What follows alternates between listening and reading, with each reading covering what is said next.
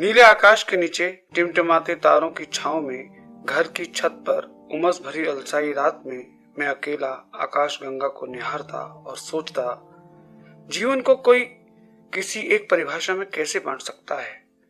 जीवन तो अनेक स्रोतों का सकल रूप है। हमारी पृथ्वी पर भी जीवन है और दूसरे ग्रहों में जीवन होना की खोज बाकी है।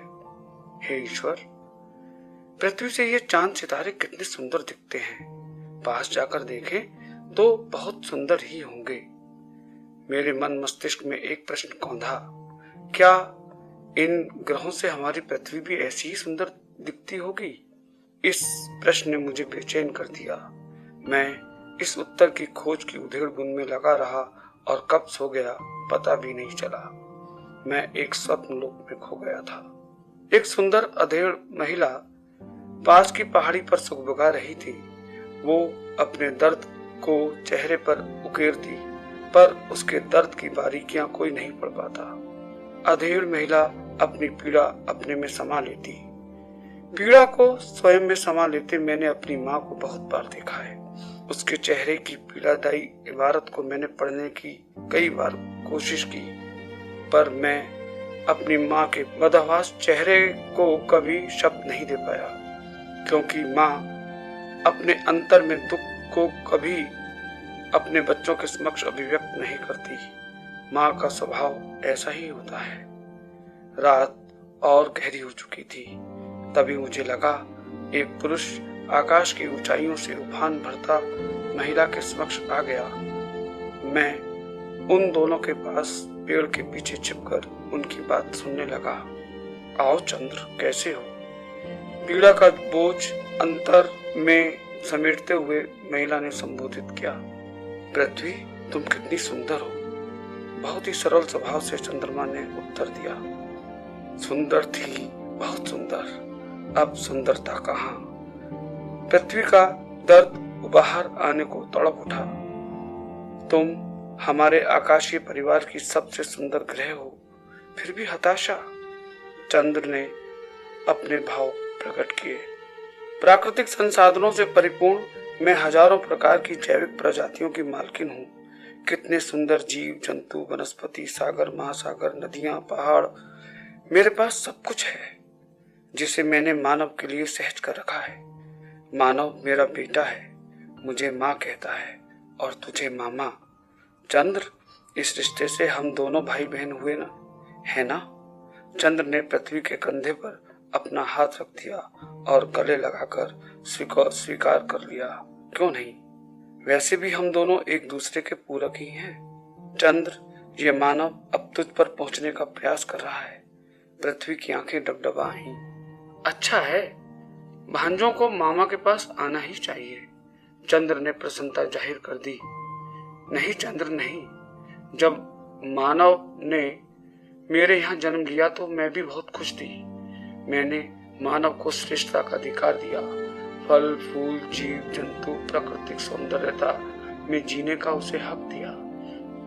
इसके लिए अनेक संसाधन जुटाए, परंतु मानव ने इसका उपयोग विलासिता में परिवर्तित कर दिया। अपनी झूठी शान शौकत के लिए बेवजह बेजुबान जानवरों का शिकार कर उन प्रजातियों को लुप्त करने के कगार पर खड़ा कर दिया। चंद्र, मानव यह भी भूल गया कि अपने आवासों के लिए जिन जंगलों को वह काट रहा है, उसके बिना मानव का अस्तित्व नगण्य है। अरे मानव, यह पेड़ पौधे पर्यावरण के संजीवनी हैं। इनको काटने का मतलब है जैसे पृथ्वी की शरीर से वस्त्र उतारना। पृथ्वी बिलख पड़ी। हाँ बहन, तुम ठीक कहती हो, पर माँ हो, इन बच्चों को माफ करो। चंद्र ने पृथ्वी को ढांढस बंधाया।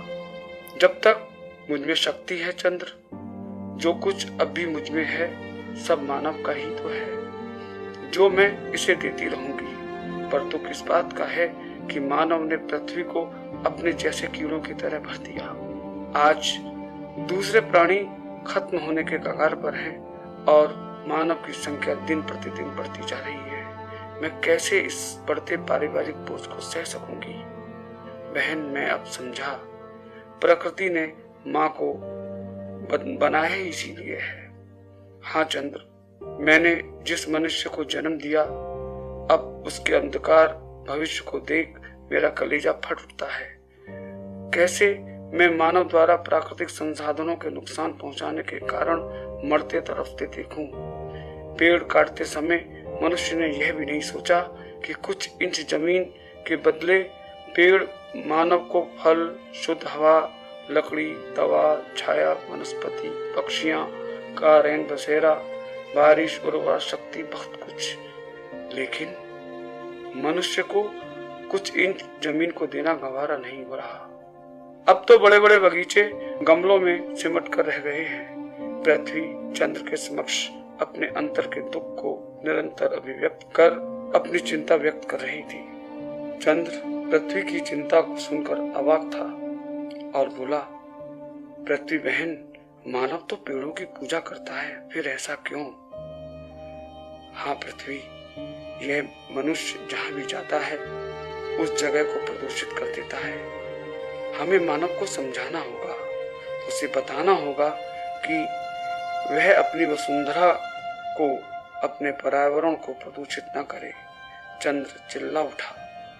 पृथ्वी जब भी प्रकृति के प्रकोप से मानव को नहीं पाती है, इसका मस्तिष्क मानव का चीत्कार से झंकृत उठता है, लेकिन यह क्रंदन तरासती है। अभी भी कुछ नहीं बिगड़ा है। यदि मानव अपने अपने गिरेबान में झांके और हुई गलतियों को सुधारे, इसके लिए स्वयं को अपराध बोध मानकर फिर हुई गलतियों को ना दोहराए, तो आकाश, पाताल और पृथ्वी की आभा मंडल फिर से अपना खोया स्वरूप पा लेगा। बस मानव को अपने अपने गिरेबान में झांकने की जरूरत है। चंद्र का यह उद्बोधन ने मुझे नींद से उठाने को मजबूर कर दिया और मैं स्वप्नहीन नींद से उठ बैठा और स्वयं के गिरबान पे मैंने झांका तो पाया कि पर्यावरण के प्रदूषण का सबसे बड़ा जिम्मेदार मैं ही हूँ।